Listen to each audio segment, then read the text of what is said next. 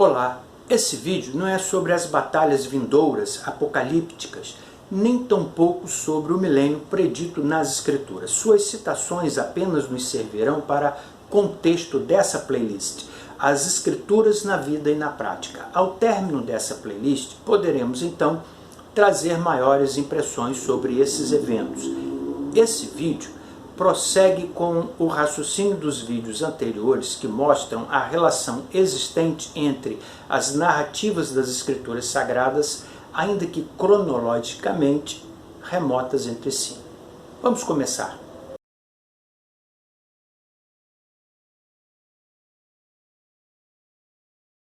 No livro do Gênesis, encontramos a narrativa da Torre de Babel, construída como ato de afronta e desprezo para com Deus.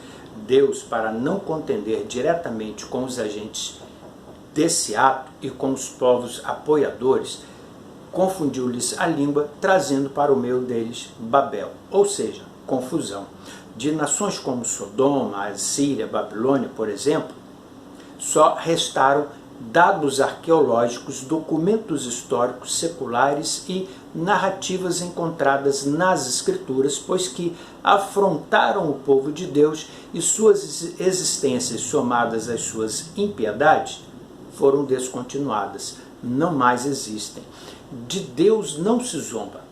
O que o homem semear, isso também ceifará. Deus é inatingível, invisível, mas é real. A forma visível, palpável e física de o homem demonstrar rancor, ódio e amargura contra Deus é canalizando esses sentimentos contra o povo de Deus. Nesse caso, o povo do Senhor é a chamada igreja e o povo de sempre, Israel. A igreja surge a partir da ressurreição do Senhor Jesus e cresce rompendo os séculos através da fé inicialmente anunciada pelos apóstolos do Senhor.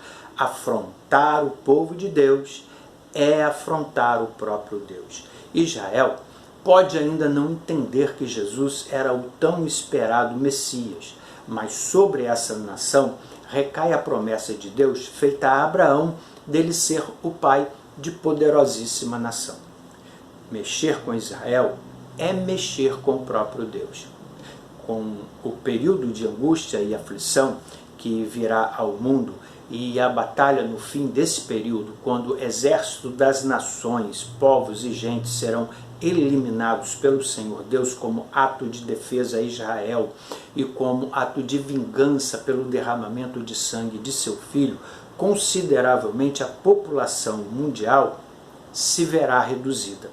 Quanto ao anticristo, que nesse tempo surgirá para enganar os descendentes de Abraão e oprimir os povos até a morte, que não se submeterem a ele, será o anticristo lançado vivo no lago de fogo e enxofre, juntamente com seu apoiador maior, o falso profeta. Quanto a Satanás, esse maligno ser será amarrado e preso para que a partir desse momento venha o período de paz para os povos e nações até que se completem 1000 anos. 1000 anos sem guerras, sem fomes e sem calamidades trarão prosperidade para as nações. Faz ideia?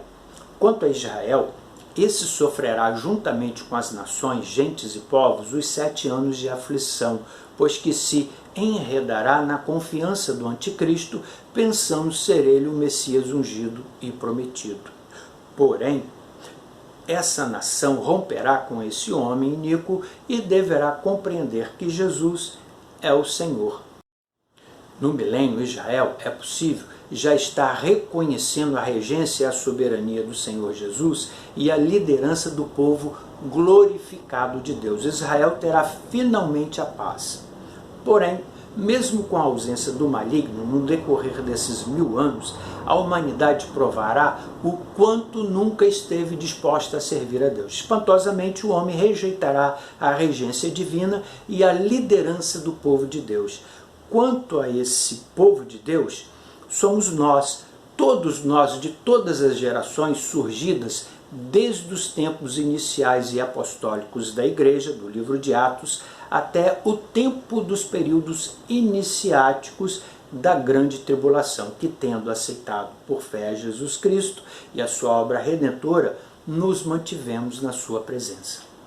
A morte para nós já terá sido vencida no evento do arrebatamento e da primeira ressurreição, conforme explanado nos 58 versos de 1 Coríntios 15. Quanto à liderança, vale o direito dela também para os fiéis do Antigo Testamento, de acordo com Mateus 27, 52, 53 e Hebreus capítulo 11, de versos 1 ao 40. Sempre na história da humanidade existiram homens que não se sentem satisfeitos com o sucesso e com a paz alheia. Eles não amam a paz. De exemplo, Saul. Esse, não se contentando com seu reinado, invejava Davi, jovem servo de Deus. Saul, na tentativa de ferir o rapaz, descontentou a Deus, perdeu o trono, o juízo e a vida. Satanás será solto, e quando este for solto no final dos 1000 anos, regerá na mente e no coração das nações e povos a não estarem satisfeitos com a própria prosperidade e riqueza promovida pela paz de Cristo. Preferirão atacar a mais rica e próspera nação de todas, Israel. Assustador, decepcionante só de pensar. Lembre-se de que falamos do ódio contra o povo de Deus, da inveja que o rei Saul teve de Davi, servo do Altíssimo. Lembre-se de que existem pessoas que não tiram o olho da grama do vizinho.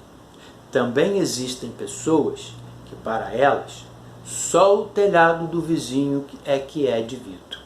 Em síntese, encontro dos fiéis de todas as épocas com o Senhor nos ares, a grande tribulação com participação de todo Israel sem Cristo, a batalha contra o exército do anticristo, 1000 anos prósperos e a revolta no fim dos 1000 anos, assim narrada. E subiram sobre a largura da terra e cercaram o arraial dos santos e de Deus, desceu fogo do céu e os devorou. E o diabo que os enganava foi lançado no lago de fogo e enxofre, onde estão a besta e o falso profeta, e de dia e de noite serão atormentados para todo sempre. Em Gênesis, Deus abriu caminho entre os povos para conduzir o homem para a salvação. Nos evangelhos, a salvação plena foi revelada na pessoa de seu Filho Jesus, valendo para todas as épocas, desde as passadas até as futuras. O Senhor Jesus operou maravilhas a favor dos homens e a ninguém veio condenar. Mas ele foi condenado com sua morte de cruz, pelo seu sangue inocente derramado. E com a sua ressurreição, podemos ter comunhão e paz com Deus. Por toda a Escritura é apresentado tanto o juízo quanto a graça salvífica de Deus. Justiça e juízo são a base do seu trono. A mensagem apocalíptica termina com o maior convite que a humanidade deveria considerar. E o Espírito e a Igreja dizem: vem. Quem tem sede, venha. E quem quiser, tome de graça da água da vida. Até o próximo vídeo, se Deus assim permitir.